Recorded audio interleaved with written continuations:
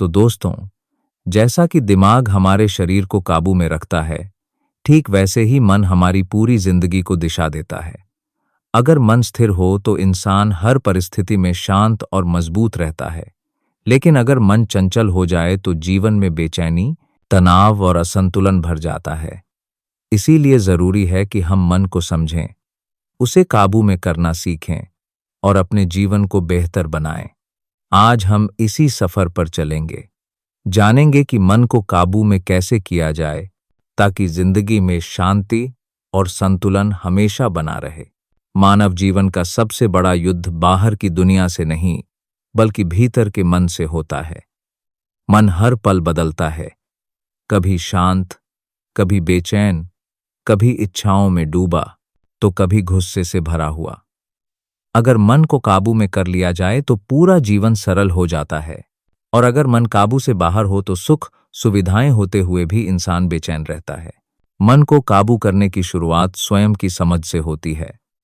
जब भी कोई विचार आता है, हमें यह देखना चाहिए कि यह विचार कहाँ से आ रहा है। क्या यह लोभ से उपजा है, गुस्से से निकला है, या सिर्फ किसी अस्थायी चाह से जन्मा है? एक बार जब हम विचारों के स्रोत को पहचान लेते हैं, तब हम उन्हें नियंत्रित कर सकते हैं। मन को काबू करने का सबसे पहला साधन है सांस पर ध्यान। जब मन इधर उधर भागने लगे तो गहरी सांस लो और उसे छोड़ो। धीरे धीरे यह अभ्यास मन को वर्तमान क्षण में लाता है। वर्तमान में जीने वाला मन ही शांत और नियंत्रित होता है। दूसरा साधन है विचारों का निरीक्षण। मान लो मन में क्रोध आया, तो तुरंत प्रतिक्रिया देने के बजाय एक पल ठहरो और खुद से कहो, यह सिर्फ एक विचार है, यह भी गुजर जाएगा। यही ठहराव मन पर नियंत्रण की कुंजी है।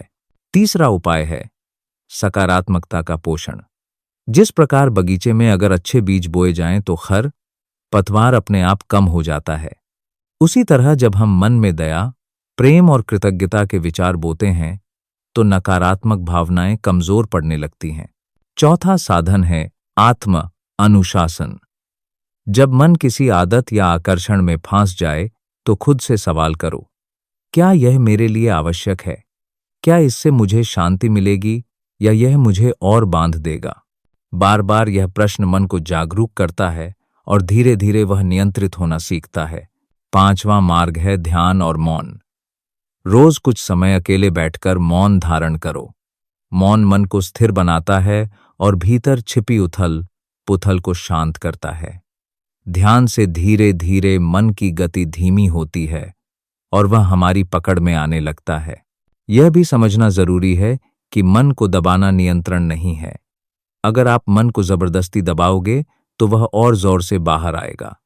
नियंत्रण का अर्थ है उसे समझना, पहचानना और सही दिशा देना। जैसे एक बच्चे को मारकर चुप नहीं कराया जाता, बल्कि समझाकर सही रास्ता दिखाया जाता है। जीवन में संतुलन बनाना भी मन को काबू करने का एक जरूरी पहलू है।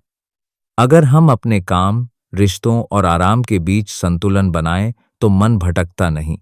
असंतुलन ही मन को चंचल बनाता है। सातवां उपाय है कर्मयोग। जब हम अपने कार्य को बिना फल की चिंता के पूरी निष्ठा से करते हैं तो मन धीरे धीरे शांत होता है, क्योंकि चिंता और अपेक्षा ही मन को सबसे ज्यादा विचलित करती है।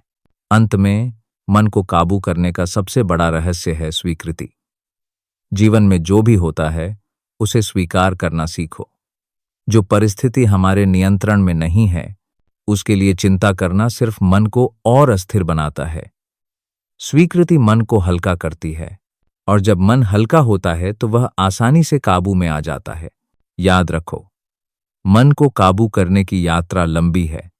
यह एक दिन का काम नहीं, लेकिन हर दिन छोटा सा अभ्यास, जैसे गहरी सांस लेना, विचारों को देखना, मौन धारण करना, हमें धीरे धीरे मजबूत बनाता है। एक दिन ऐसा आता है जब मन हमारा सेवक बन जाता है, मालिक नहीं।